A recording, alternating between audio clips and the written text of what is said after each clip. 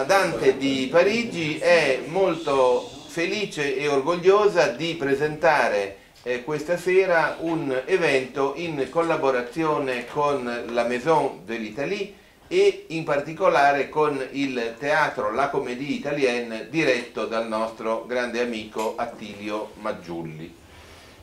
Si tratta di un evento abbastanza particolare in quanto non è una qualsiasi presentazione di un libro. Si tratta di un libro che è stato scritto dalla giornalista, amica e collega Benedetta Gentile insieme con il suo nipote Olmo, che, se ho ben capito, non vuole a nessun costo salire su questo palco. E, ecco, sì, no, ma l'avevo individuato e adesso dopo poi avrò modo di chiacchierare un po'.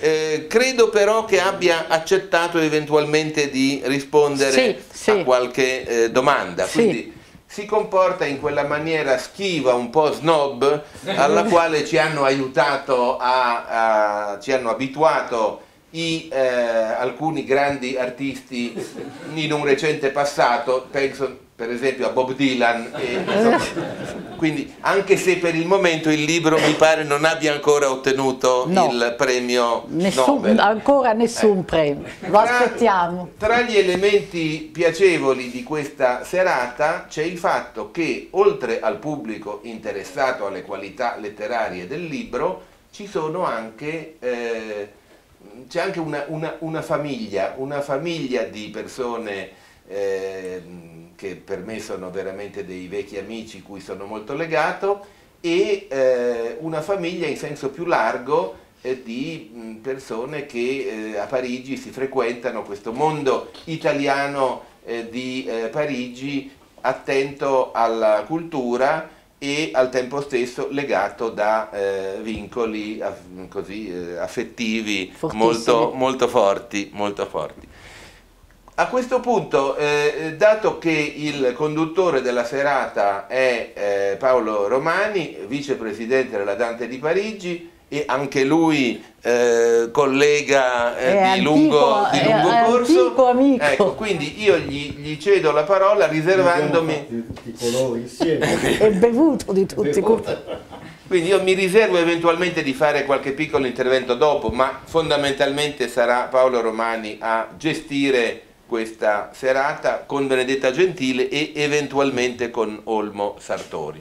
Ecco, fondamentalmente io spero che sia Benedetta e anche un po' Olmo che siano loro a parlare, perché sono loro i protagonisti, oltre che gli autori del libro, sono i protagonisti della serata. Non, est-ce que tout le monde comprend l'italien? Punto interrogativo. No. No, no. No. On comprend tous le français. Oui, c'est ça. On comprend tous. Possiamo... Sì, oui, oui. Alors, Oui. on peut passer au français. Oui, sans problème. Oui. Sans problème. Je pense que c'est mieux, non? Est-ce que je dois tout répéter là? Non.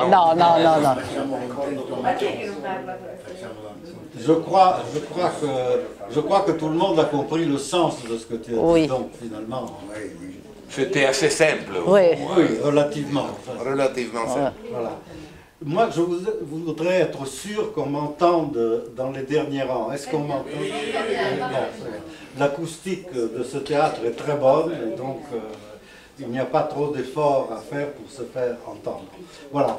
Alors, ce livre, Il Cubo di Horus, moi je voudrais commencer par dire que généralement ce sont les grands-mères qui racontent des histoires aux petits-enfants pour, pas nécessairement, mais souvent pour les endormir, alors que là nous avons l'exemple tout à fait contraire, parce que ce livre est né d'une histoire, d'une idée, d'une histoire que le petit-fils Olmo a raconté à sa grand-mère Benedetta sans qu'elle s'endorme. Absolument. Hein? Bon, et elle l'a même écouté des deux oreilles. Donc il a raconté cette histoire et il lui a dit: mais grand-mère, toi qui écris des livres, qui écris des articles, qui écris des livres, qui sais écrire, pourquoi est-ce que tu ne donnerais pas une forme littéraire à cette histoire? Voilà donc comment est née l'idée de ce livre. Ce livre, c'est... alors, Benedetta va nous parler de la gestation et de la fabrication, entre guillemets, de ce livre, qui n'a pas été de tout repos, parce qu'il faut savoir qu'à l'époque où le livre a été écrit, Benedetta était beaucoup plus souvent en Italie qu'en France, qu'à Paris, et donc, alors que Olmo était ici, donc il suivait l'enseignement au lycée, au collège, et donc ce qui se passait, c'est que Benedetta écrivait un chapitre après l'autre, et à chaque fois qu'elle avait terminé un chapitre, elle l'envoyait par mail à Olmo, qui lui répondait en faisant part soit de son approbation, soit de ses critiques, soit des changements qu'il aurait voulu apporter donc au texte. Et tout ça, c'est le fruit donc d'une collaboration à distance, mais quand même une collaboration intense et fructueuse vu le résultat. Voilà. L'autre chose, c'est que ce livre est j'espère que tout le monde le lira, c'est un livre qui est une véritable fable, comme tous nous avons connu ces fables dans notre enfance, dans notre jeunesse, dans notre première jeunesse. C'est une véritable fable avec de la magie, des magiciens bons et des magiciens méchants, des phénomènes surnaturels, une sorte de parcours initiatique. Les personnages aussi, ce sont des orphelins. Les orphelins, dans les fables, il y a toujours des orphelins. C'est vraiment une constante des fables. Et il y a des mystères, il y a un trésor, mais je ne vous raconte pas le livre, Benedetta pourra vous en parler plus amplement que moi. Peut-être que Olmo acceptera aussi de répondre à quelques questions. Et voilà. Qu'est-ce que je pourrais dire d'autre? Ce livre est paru, donc ça fait combien de temps? Quelques mois maintenant. Quelques mois déjà. Il a été présenté à plusieurs reprises en Italie. Et donc c'est la première présentation que nous faisons en France. Pour vous. Pour vous, voilà. Et alors, moi, ce que j'aimerais beaucoup... Alors, dans le livre, quand vous le lirez, vous verrez qu'il y a, comme ça se faisait, la gestation de ce livre se faisait à distance. Donc, à chaque fois que Benedetta envoyait par mail un chapitre, Olmo, pour lui faire part de ses critiques ou de ses observations, utilisait lui-même le mail. Et alors, ils ont eu la bonne idée de mettre à la fin, pas de tous les chapitres, mais de plusieurs chapitres, l'échange de ce dialogue qui s'était établi à distance entre eux, et donc ce qui permet au lecteur de suivre effectivement la gestation de ce livre. Alors, sur la gestation proprement dite de ce livre, Benedetta va maintenant nous raconter ce qui s'est passé.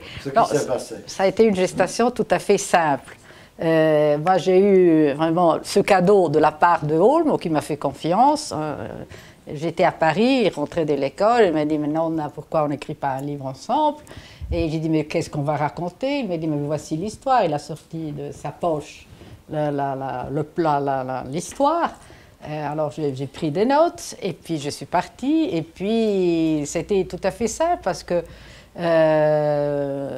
qu'au fond, comme tous ceux qui me connaissent, l'enfance est toujours en moi très bien enracinée. Donc j'ai puisé dans mon enfance et c'était tout à fait simple de retrouver toutes les fables que j'ai lues, toutes les histoires et tout ça. Je me suis vraiment bien amusée.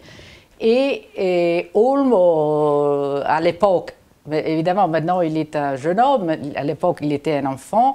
Et je pense que maintenant, il me raconterait d'autres histoires, pas celle-là. Mais en tout cas, celle-là, moi, je me suis amusée et ça n'a pas pris beaucoup de temps. En un mois et demi, c'était terminé. Moi, j'écrivais, lui, il lisait, il me disait, mais non, il n'y a pas assez d'action. Et puis, je me reprochais parce que les deux orphelins se tenaient toujours par la main. Je dis, maintenant, on ne se tient pas tout le temps dans la main et tout ça. Et donc, moi, j'ai suivi ses conseils et puis aussi la fin, on a choisi ensemble la fin parce que ça s'est terminé. Si on veut, c'est une fin qui laisse, tout le monde peut voir la fin qu'il veut. Et donc, ça s'est très bien passé. Et pour moi, ça a été un cadeau de la part de Olmo. Je ne sais pas si pour Olmo ça a été un cadeau, mais pour moi, ça l'a été. Et j'ai découvert qu'au fond, on peut vraiment écrire on peut écrire ce qu'on veut. Et ça, c'est une très belle... Pendant des années, je n'ai pas écrit ce que je voulais, mais ce que je devais. Là, j'ai écrit ce qui m'est passé par la tête. C'était une très belle expérience de libération totale par rapport aux moyens d'écriture. Et donc, ça, c'est l'histoire du livre. Et là, je ne sais pas, si Olmo... l'autre chose qui m'a fait vraiment très plaisir, c'est que Olmo a vu que d'une idée pouvait naître quelque chose de réel. Ça, c'est un livre. On peut l'aimer, ne pas l'aimer, mais c'est quand même un livre. Et donc, je pense que maintenant, il est prêt à continuer à écrire pour son compte et il sait qu'on peut écrire et on peut écrire des histoires, des livres, n'importe quoi, mais c'est possible et ça peut devenir un livre. Ça peut être publié. Et ça peut être aussi publié. Et ça, selon moi, c'est une chose très importante et je trouve que ce livre devrait être un peu plus connu dans le sens d'inspirer petits-enfants et grands-parents à travailler ensemble, parce que c'est une très belle chose et ça doit être un peu plus répandu et pas seulement unique, parce que je crois que c'est le seul livre écrit en grand-mère et petit-fils. Hein, ça, oui, on a eu ce courage. Hein. Grazie Olmo. Alors,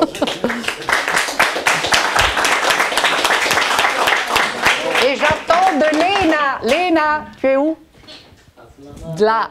Léna, j'attends encore que tu me donnes une histoire. Hein. Et toi, Loup aussi. Hein.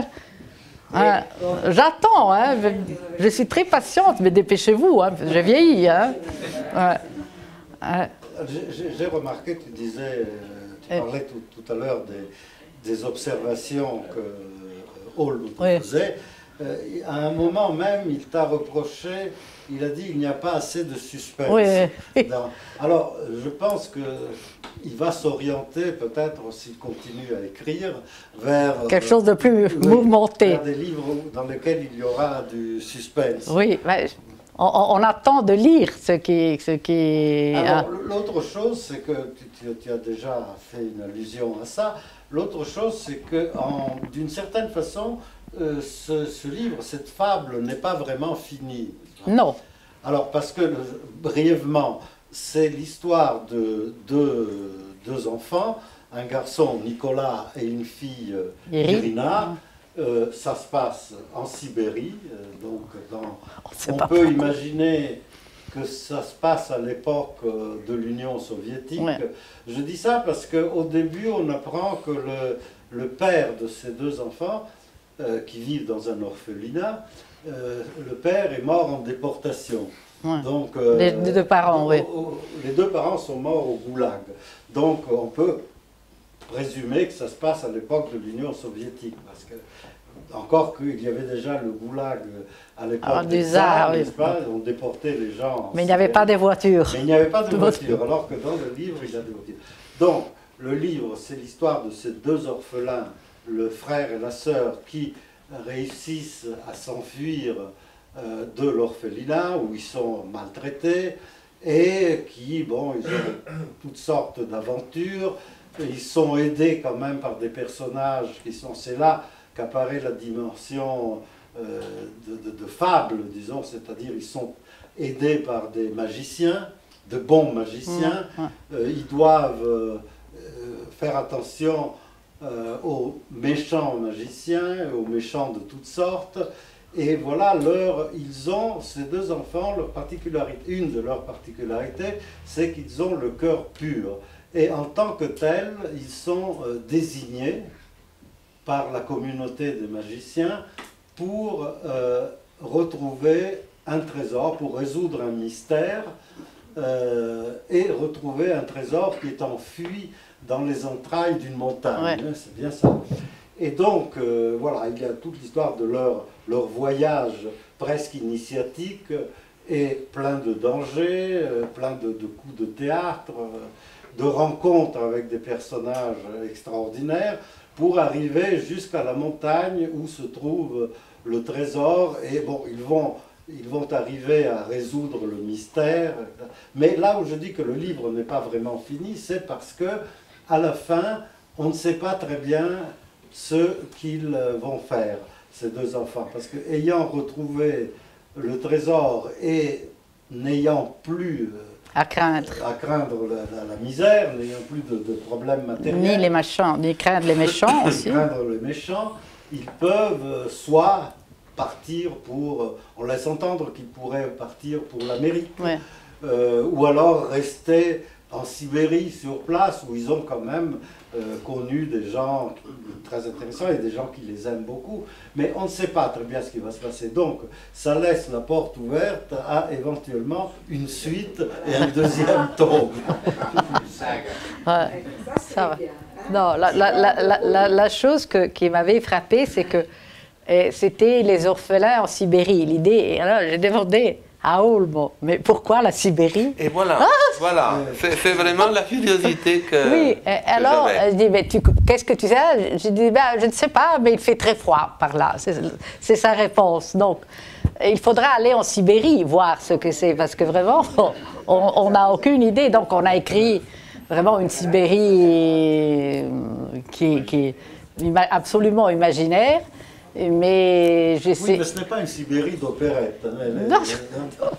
Non, non. Toi, tu n'as jamais mis les pieds en Sibérie. Jamais, jamais, jamais. Mais les noms des villes, c'est slavique, non, c'est des noms farfelus, oui, imaginaires et tout ça. Et l'autre, le titre, c'est parce que ça, on a oublié de dire, Horus, c'est un dieu égyptien. Et alors ça tombe parce qu'une des passions de Olmo, qui m'a entraîné au département égyptien au Louvre au moins 10 fois, c'est sa passion pour les Égyptiens. Donc ça s'appelle comme il y a longtemps, ça fait 2 ans qu'on n'y va plus, mais vraiment on le connaît par cœur. Toutes les momies du Louvre nous sont familières. Donc c'est aussi un hommage à un amour de Olmo. Hein. Maintenant, ne me regarde pas comme ça. Mais en plus de te faire part de ces observations, est-ce qu'il a quand même mis un petit peu la main à la pâte? Est-ce qu'il a écrit ne serait-ce que quelques lignes? Non, non. Rien du tout. Non. Il a dit, fait comme ça, fait comme ça. Non, mais ça, tout est clair dans le livre. Lui, il n'a pas volé un rôle qui n'était pas le sien. Moi, j'étais ce qu'on appelait le nègre. Scrivain, non? Lui, c'était c'est lui qui a eu l'idée et qui supervisait, et moi, j'étais l'esclave au clavier. Il braccio e la mente. Braccio e la mente. Moi, j'étais le bras et lui était le cerveau. Le cerveau. Hein? C'est ça. Donc, ça a été... Mais tout est clair dans les livres. Il n'y a pas c'est moi qui ai fait le sale boulot d'écriture, qui m'a vraiment amusé, en tout cas. Non, mais ne sois pas trop modeste, parce que le livre est vraiment... C'est un délice, ce livre. Hein? C'est un délice. Un vrai délice. Alexandra, bonsoir. Ciao. Alors, donc, revenons à... bon, nous avons vu que ce livre, n'ayant pas une véritable fin, laisse la porte ouverte pour l'autre chose. Est-ce qu'il y a déjà des projets en cours? Non. Non. Non. Ni non. Non, non. Ni en collaboration, ni...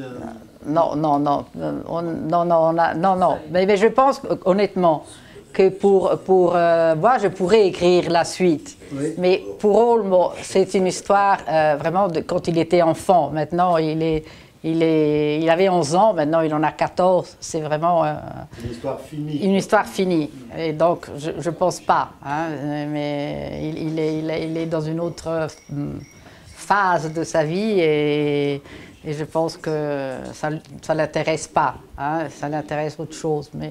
Mais ça pourrait continuer parce que ça peut. Et les méchants sont encore là et Oui. les enfants sont là et puis mais on n'y a pas pensé pour l'instant. Hein, donc c'est ça. Et donc, je reviens quand même parce que c'est quand même, ça suscite la curiosité, cette gestation de ce livre. Est-ce qu'il y a eu, bon, il y a eu des observations, quelques critiques, quelques réserves. Est-ce qu'il y a eu quand même des, je ne dirais pas des clashs, mais enfin, est-ce qu'il y a eu des... Non. Ah non, il y a eu parce que non, il y a eu, il n'était pas content parce qu'il aurait voulu que les deux, et à la fin du livre, ce soit les enfants qui tuent le méchant. Alors j'ai dit non, on ne peut pas faire ça. C'est un bloc de glace qui va les tuer, mais pas eux. Ça, il n'était pas. Tu aurais voulu que ce soit eux qui le tuent, non? Oui. Plus ou moins. Dis oui. Non, il n'est pas convaincu. En tout cas, ça, c'était le seul point où il n'était pas très content. Il aurait voulu qu'il y ait une action contre les méchants de la part des enfants. Et moi, je pensais qu'après, si on tue quelqu'un dans la vie, puis après, on ne vit pas très bien. Donc, j'ai épargné le futur des enfants. Et donc, j'ai décidé que c'était le destin qui allait tuer le méchant. Hein. Oui, et puis Irina et Nicolas ont le cœur pur, donc ils ne vont pas tuer qui que ce soit, même un méchant, il le mérite. Oui, mais justement, ce livre témoigne d'un engouement pour les enfants au cœur pur. Mais on sait bien que la pureté peut même induire au fanatisme. Donc, il peut y avoir des gens qui tuent par excès de bonté, pour ainsi dire. Absolument. Mais là, peut-être, il aurait mieux fallu que ce soit eux qui les tuent, mais moi, ça, j'ai pris j'ai décidé que c'était ce glaçon qui allait le tuer pour de bon. Et puis, en tout cas, il a disparu dans le ventre de la terre, et donc c'est fait, et on n'en parle plus. De glace, et donc c'est terminé. Et il y aura toujours d'autres méchants qui vont sortir, mais là, celui-là, il ne nous embête plus. Hein. Est-ce qu'on peut tirer une morale de ce livre? Oui, qu'il faut avoir des grands-mères sympathiques. Ça. Oui. Ça. Et des petits-enfants. Là, on est unanime sur ce point. Et des petits-enfants à plein d'idées. Hein? D'enfance, oui. Il y a d'ailleurs une grand-mère dans le livre. Oui, une sorte de nonne. Oui. Mais je ne m'étais pas identifiée. C'est un personnage positif. Oui, évidemment. Je ne peux pas penser à des grands-mères avec des qui ne soient pas positives. Il existe des grands-mères qui affreuses. Je sais bien. Et affreuses, oui. Mais là, nous, on est dans le bonisme, on baigne dans le bonisme. Donc, les grands-mères sont magnifiques et les orphelins sont purs, intelligents et bons. Mais il y a quand même des magiciens qui ne sont pas... Qui sont ambigus. Qui pasticcioni, qui font des come si dice pasticcioni, qui sont pas très futés, donc et donc pas tout est parfait. Hein. Il y a quand même, les magiciens qui restent très maladroits. Brava Costanza, très maladroits et restent coincés dans la montagne parce Oui, que c'était trompé. Hein, Oui. donc c'était pas un monde idéal. Même les magiciens se trompent et sont maladroits. Coincés dans la montagne Oui. depuis des siècles. Oui. Donc, c'est ça, oui. Donc c'est pas un monde de perfection. Et si je me souviens bien, il y en a un qui s'est sauvé parce qu'il n'était pas assez rapide, il marchait Oui. trop lentement. Drôlement. Et donc, Il s'est sauvé, oui. Donc on est loin de la perfection. Hein. Mais un élément important de ces livres, c'est le goût du récit.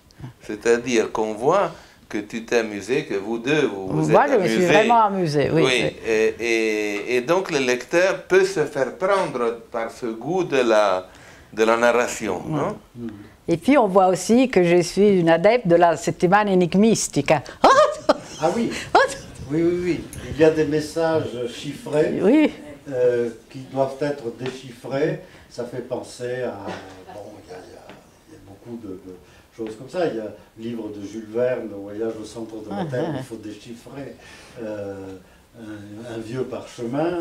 Oui. Il y a la nouvelle d'Edgar Poe, Le Scarabée d'or, où il faut déchiffrer. oui. Non, je ne suis pas... C'est du même, c'est Oui. les énigmes. Ça plaît toujours beaucoup, les énigmes. Oui, mais non, mais puis là, ça se voit que j'ai vraiment... Ça fait partie de ma vie de faire les mots croisés, de déchiffrer les oui, tout ça, Oui, ça me et plaît beaucoup. C'est une autre clé de lecture très suggestive, parce que par exemple, dans la settimana enigmistica, peut-être la partie franco-française de notre public de ce soir ne connaît pas cet hebdomadaire Fondamental pour les Italiens. On peut lire ce livre aussi à la lumière, Oui. par exemple, la rubrique Strano ma vero, étrange mais vrai. Oui. Alors, saviez-vous que, suivant une légende connue depuis des siècles, cette ville attend un garçon et une fille capables de libérer les magiciens pris au piège dans la glace? Vous le saviez? Vous le saviez? Oui. Bon, étrange, mais vrai. Ouais. Et voilà. Non, mais l'influence de la settimana enigmistica est présente, hein, ça je ne dis pas. Et on a les Égyptiens, il y a... Et alors, je vous conseille, petits enfants et grands-parents, de vous mettre à l'œuvre. Ça, c'est mon message. Hein.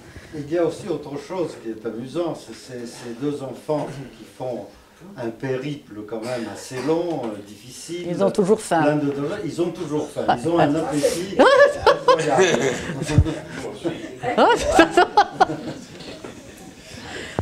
Ça, parce qu'on connaît, on connaît les enfants, hein, c'est l'âge où... Et puis peut-être aussi parce que c'était l'époque de l'Union soviétique, il n'y avait pas Non, grand-chose à manger. non, ça n'a rien à voir. Même vraiment, c'est l'âge où on a faim et on pourrait manger tout le temps. Et donc, c'est ça. Mais il y a aussi, je dois dire, Irina, je sais que Léna, ma petite fille, n'a pas encore lu les livres. Et Irina... On lui a raconté. Oui, Irina ressemble beaucoup à Léna, parce que Oui, j'y ai pensé. Léna, elle a vraiment, Irina dans ce livre, voit tout. Elle est vraiment très attentive, c'est celle qui remarque tout, voit tout. Et je dois dire que Léna, quand moi je cherche quelque chose, j'appelle Léna et je lui demande de me trouver ce que je ne trouve pas. Et donc, Irina et Léna se ressemblent beaucoup. Hein. Surnommé œil de lynx. Si, occhio di lince. Oui, c'est ça. C'est dédié à Léna. C'est ça. C'est où? Al nostro occhio di lince. Elle est vraiment notre... elle nous sauve souvent, parce que par contre, Holm, on n'est pas vraiment... C'est lui qui trouve le plus vite. Même pas ce qui est en face de lui. Hein? Parce qu'il pense à autre chose. Hein? Mais moi non plus, je trouve toujours. Et à l'érable aussi, toi, tu ne trouves pas ce que tu cherches. Donc, Léna est très précieuse, parce qu'elle a vraiment des yeux de lynx. Et c'est ça. Oui, d'ailleurs, j'ai pensé en lisant ce livre qu'il y avait une forme d'identification entre Nicolas, Olmo, Nicolas, Irina. c'est surtout Lena et Irina, parce que Olmo, tu te retrouves dans Nicolas, non. Non. Il est très, très synthétique. Oui. Il dit oui, non.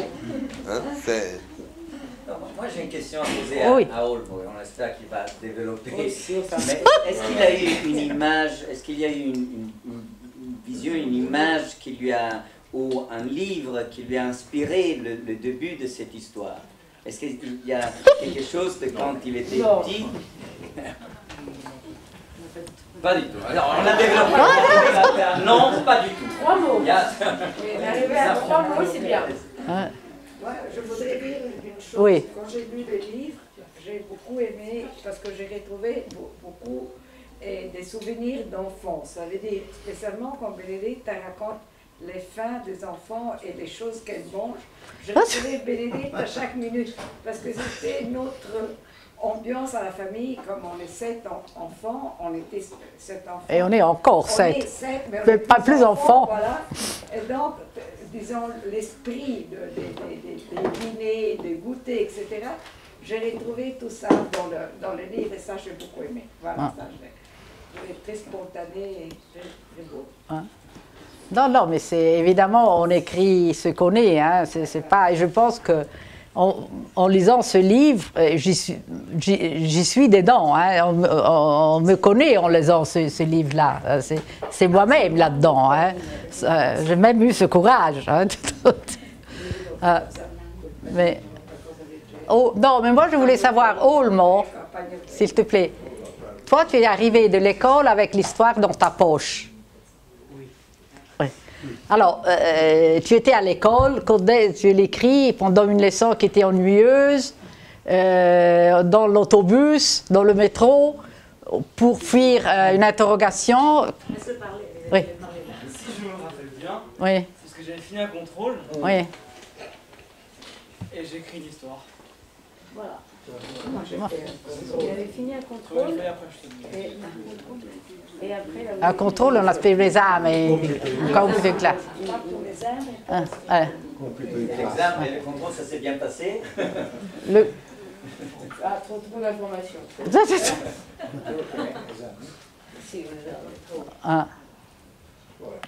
Et encore une question. Est-ce que tu es content maintenant ou tu as honte? Non, je suis content. Ah!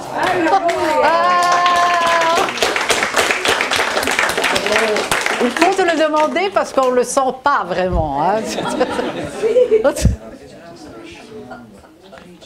Moi, je peux le dire à personne qu'il a écrit le livre.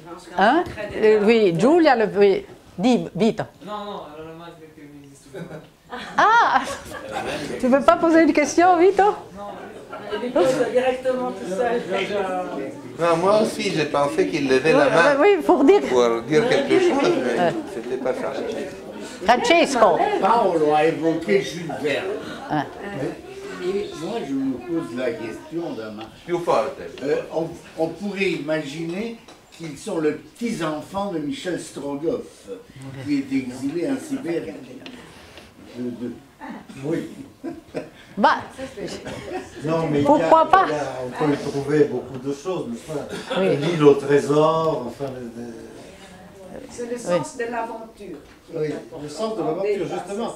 Parce que ces deux enfants vivent une aventure assez extraordinaire. C'est-à-dire que ce n'est pas un livre innocent, parce qu'il est basé sur une Comment il n'est pas culture... C'est un livre basé sur une culture littéraire, tout de même. Mais les fables ne sont jamais innocentes. Bien entendu. Ça me fait plaisir de savoir que je ne suis pas innocente. C'est un grand plaisir. Ça me fait plaisir, et comme ça me fait plaisir quand, si par hasard, j'ai fait peur à quelqu'un, parce que ça m'arrive jamais de spaventare, non? Jamais.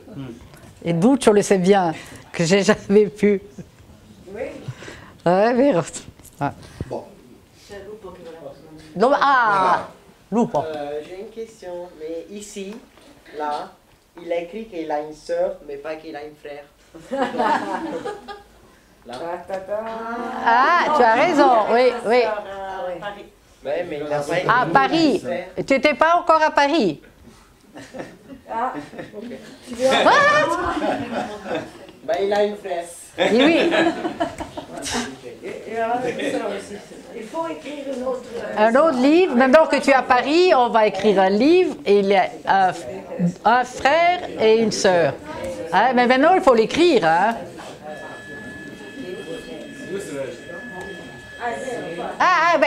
Aspetta che nasca, scusa. Puis, au fil des livres et au fil de naissance, ça va devenir... Mais cela voudrait dire que ceux qui ne sont pas à Paris n'existent pas. C'est ça, c'est ça. Ça, c'est discutable, hein, franchement.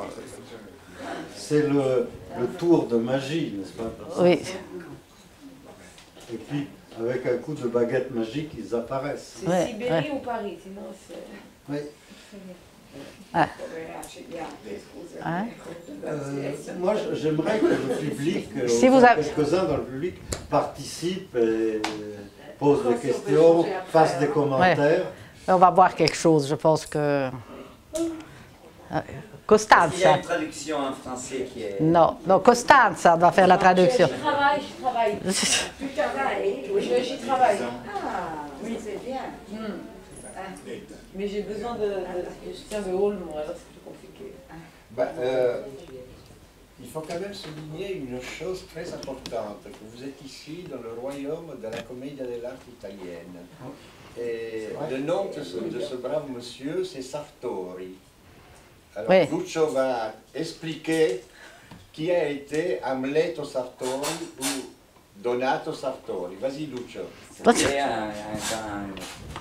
un des plus grands, si pas le plus grand de ce siècle passé, fabricant de masques, artiste, sculpteur de masques.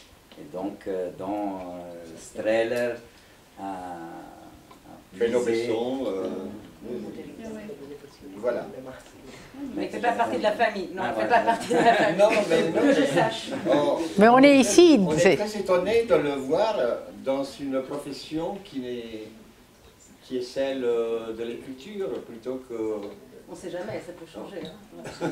Voilà, donc surtout que nous l'avons vu ici déplacer des décors, voilà, assister à des répétitions. Oui. Et... Partir avec un masque. Voilà. Donc, avec une tête d'âne. Il y a peut-être des carrières qui se... Mais on peut avoir plusieurs carrières. Voilà. Donc, en tout cas, moi je voulais remercier la Comédie Italienne parce que je pense qu'il n'y avait pas un cadre plus meilleur pour moi au moins. Je me sens chez moi ici, ça fait 40 ans que... Pourquoi? Pour ce livre, oui, tout à fait. Donc, merci Attilio, merci Hélène, merci Claudine, merci vraiment. Hein. Ça a été vraiment... Je me sens chez moi ici et je suis contente d'y être. Hein. Merci à vous tous d'être venus. Et n'oublions pas la Maison de l'Italie qui a aussi collaboré à l'organisation de cet événement et qui est un autre lieu magique de la culture italienne à Paris. Représenté ici par son directeur Roberto Giacone. Merci beaucoup.